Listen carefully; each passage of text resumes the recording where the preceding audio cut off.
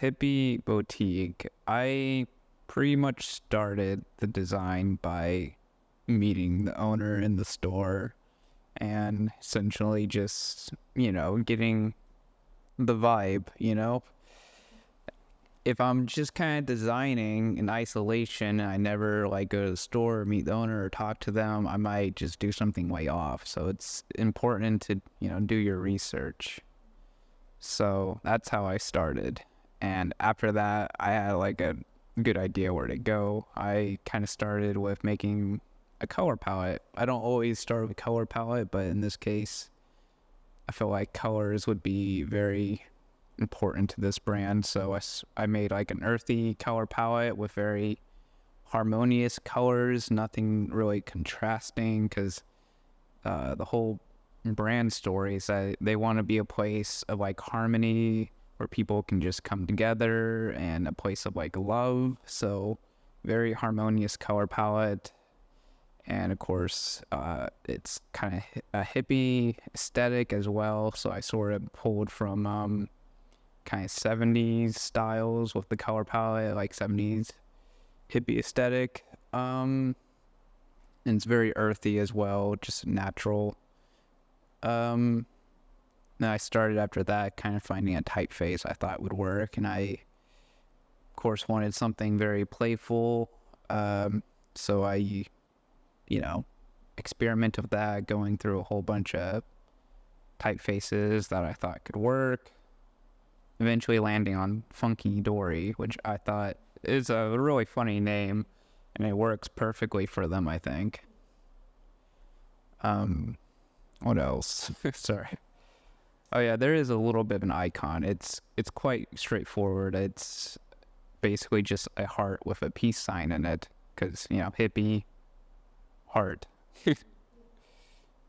And so the logo does have 3 colors, which is a lot for a logo, not something I normally do.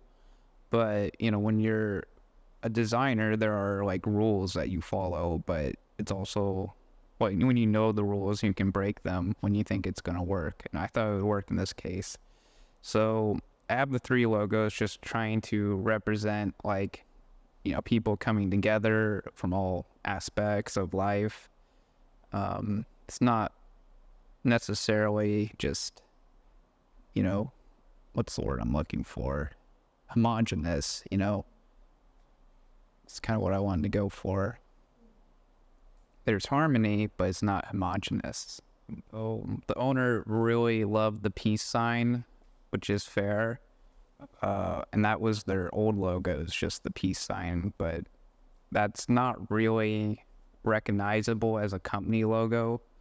So I made it a little bit more unique, still keeping it as a peace sign, but essentially the typeface I use, Funky Dory, has these curves, right? And I mimicked those curves for the heart icon, which makes it look like the heart and typeface go together because it is built, off those curves. And that's essentially how I ended up designing the heart icon. With Danny, I was like a little nervous. I'm like, she's probably going to hate whatever I do. So I kind of started with making a bunch of options for her to choose from. I had in all different styles. So that way, now it's not like, okay, if I gave her one thing, I don't think she'd necessarily like it as much. But if I give her like options, which is what I did, now she feels like she's the one kind of like picking it, like giving her a choice means she'll probably like it more, I think. That's sort of the approach I was going for. And once she picked one, I just tweaked it a little bit and, to her liking. But the design, I had one design I wanted her to pick, and I made that one the best. As far as what I was going for with the design, it was, since I knew it was going to be used in social media posts, I just wanted it to be very dynamic, easily posed, can be used for animation potentially, so I kept it simple, because I don't know what it would be used for in the future, so I just wanted to keep the design quite dynamic. I had a huge character sheet with the character in all types of poses for like future people to reference, just being thorough with it. Shape theory, shapes kind of have personality. If you take a square, let's say you make a character who's just a big square, right? He'll seem very strong and supportive. You can support a lot. If you make someone who's a circle, they'll come off across as soft, potentially maybe friendly. And then you got triangles, which is also a big one. They're directional.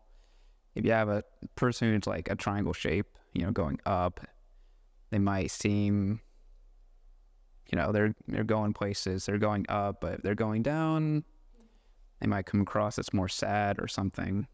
So it's always important to keep in mind how the shape like makes people feel. And that just comes with like doing some research,